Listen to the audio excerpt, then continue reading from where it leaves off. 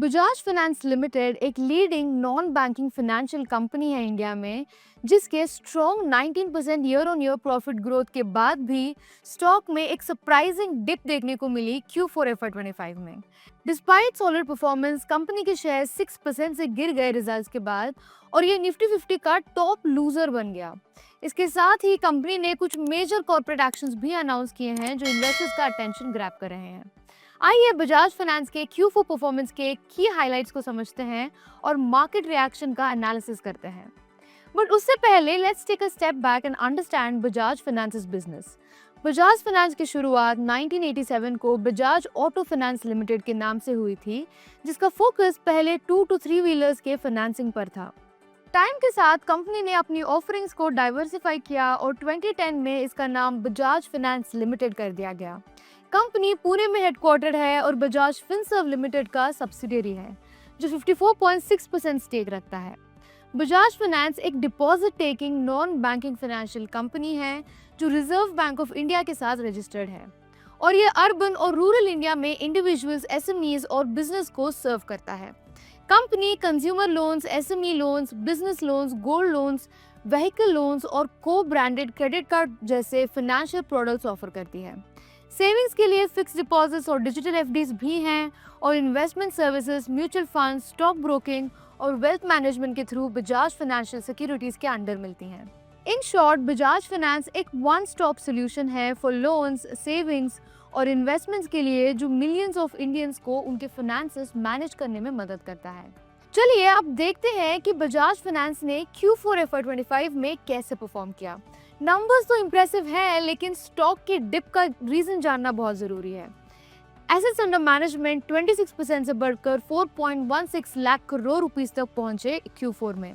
इसके साथ ही net interest income भी 22% से बढ़कर 9,807 करोड़ रुपीस हो गई, जो स्टेडी लोन ग्रोथ और इम्प्रूव्ड मार्जिन्स की वजह से हुई। अब बात करते हैं बॉटम लाइन की। बजाज फाइनेंस ने 4,546 करोड़ रुपीस का कंसोलिडेटेड नेट प्रॉफिट रिपोर्ट किया, जो पिछले साल 3,825 करोड़ रुपीस से 19% ज्यादा था। ये profit rupees 290 crore rupees tax reversal की वजह से भी बूस्ट हुआ, जो क्वार्टरली गेन्स को रिफ्लेक्ट करता है।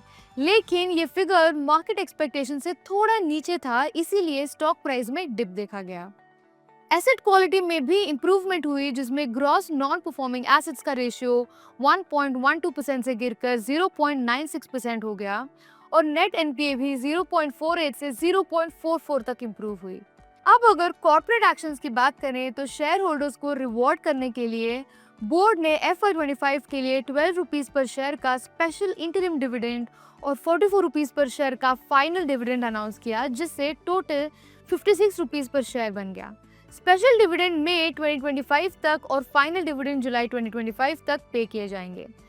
नेक्स्ट है स्टॉक स्प्लिट। कंपनी ने 1:2 का स्टॉक स्प्लिट डिसाइड किया है, जो इन्वेस्टर्स को सब डिवाइड करेगा लिक्विडिटी और रिटेल पार्टिसिपेशन को बढ़ाने के लिए। मतलब जो स्टॉक अब 8,667 रुपीस पर शेयर पर ट्रेड कर रहा है, वो 4,333 रुपीस पर शेयर पे आ जाएगा। Finally bonus issue. एक 4:1 बोनस शेयर अनाउंस किया गया है, जिसमें शेयर होल्डर्स को हर एक शेयर के लिए 4 बोनस शेयर्स मिलेंगे। बोनस शेयर्स और स्टॉक स्प्लिट जून 27, 2025 तक कंप्लीट हो जाएंगे। ये एक्शंस मार्केट लिक्विडिटी इंप्रूव करने और स्टेक होल्डर्स को रिवॉर्ड करने के लिए किए गए हैं, जो कंपनी के फ्यूचर प्रोस्पेक्ट्स पर कॉन्फिडेंस दिखाते हैं। इम्पोर्टेंट पॉइंट ये है कि ये एक्शंस शेयर्स की नंबर्स को बढ़ाते हैं, लेकिन वैल्यू डाइल्यूट नहीं होती। अब चलिए देखते हैं कि मैनेजमेंट का क्या कहना है। अब अगर मैनेजमेंट के आउटलुक देखें तो FY25 के लिए बजाज फाइनेंस ने अपनी कई फाइनेंशियल टारगेट्स मीट किए, जैसे कि customer addition, AUM growth, return on assets और इक्विटी और एसेट क्वालिटी को मेंटेन करना। ये सब कुछ क्रेडिट कॉस्ट प्रेशर के बावजूद अचीव किया गया है। FY26 के लिए newly appointed MD Anup Saha ने ग्रोथ एक्सपेक्टेशंस थोड़ा मॉडरेट किया है। AUM ग्रोथ को 24 to 25% के रेंज में एक्सपेक्ट किया गया है, जो पहले 25 to 27% था। कंपनी क्रेडिट कॉस्ट कंट्रोल और ऑपरेटिंग लेवरेज पर फोकस कर रही है। NIM स्टेबल रहेगा, लेकिन कॉस्ट ऑफ फंड्स में स्लाइड डिक्लाइन हो सकता है। क्रेडिट कॉस्ट में 1.85 to 1.95% के रेंज में रहने की उम्मीद है, जो पहले के गाइडेंस से थोड़ा ज्यादा है।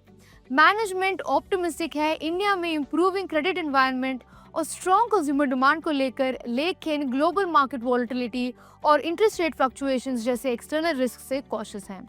नाउ टू कंक्लूड, आखिरकार बजाज फाइनेंस का फ्यूचर प्रॉमिसिंग लग रहा है with steady AUM growth, improving asset quality और share holder friendly actions.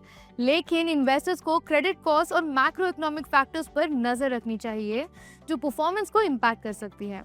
Overall Bajaj finance अभी भी इंडिया के NBFC सेक्टर का की प्लेयर है जो ग्रोथ और रिस्क के बीच के बैलेंस अप्रोच रखता है। अब चलिए कुछ इंपॉर्टेंट मार्केट अपडेट्स डिस्कस करते हैं। ट्रेंट ने Q4 FY25 में अपने नेट प्रॉफिट में 54.8% का गिरावट दिखाया जो 318.2 करोड़ रुपीस रहा, लेकिन रेवेन्यू 27.9% से बढ़कर 4,216.9 करोड़ रुपीस हो गया। एबिटा में 37.7% की गिरावट देखी गई। ऑनलाइन सेल्स 43% बढ़ी और जूडियो ने $1 बिलियन का एनुअल रेवेन्यू क्रॉस किया। एमर्जिंग कैटेगरीज अब टोटल सेल्स का 20% प्लस कंट्रीब्यूट करती हैं। नेक्स्ट, विशाल मेगा मार्ट ने Q4 FY25 में अपने नेट प्रॉफिट में 88% का जंप दिखाया जो 115 करोड़ रुपीस रहा और रेवेन्यू 23% से बढ़कर 2,548 करोड़ रुपीस हो गया।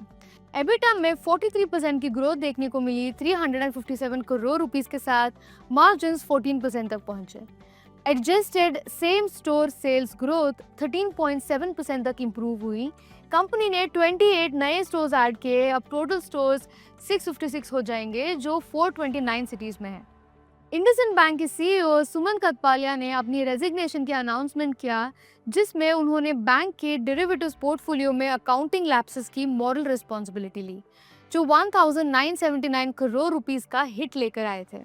डेप्यूटी CEO अरुण खुराना भी रिजाइन कर गए। RBI ने इंटरिम एग्जीक्यूटिव कमेटी को अप्रूव किया जो बैंक को लीड करेंगे। फाइनली अंबुजा सीमेंट्स ने Q4 FY25 में नेट प्रॉफिट में 9% की गिरावट दिखाई जो 956 करोड़ रुपीस रहा जो सीमेंट प्राइसेस के स्लगिश होने की वजह से हुआ। रेवेन्यू 11.5% से बढ़कर 9,802 करोड़ रुपीस हो गया। सेल्स वॉल्यूम में 13% की ग्रोथ के बावजूद एबिटा पर टन में हल्का सा डिक्लाइन देखा गया। कंपनी ने 2 रुपीस का डिविडेंड अनाउंस किया। अंबुजा का प्लान है कैपेसिटी बढ़ाना और FY26 में 8% सीमेंट डिमांड ग्रोथ का एक्सपेक्ट किया गया है। Having said this is Neha signing off. Investments in securities market are subject to market risks. Read all the related documents carefully before investing.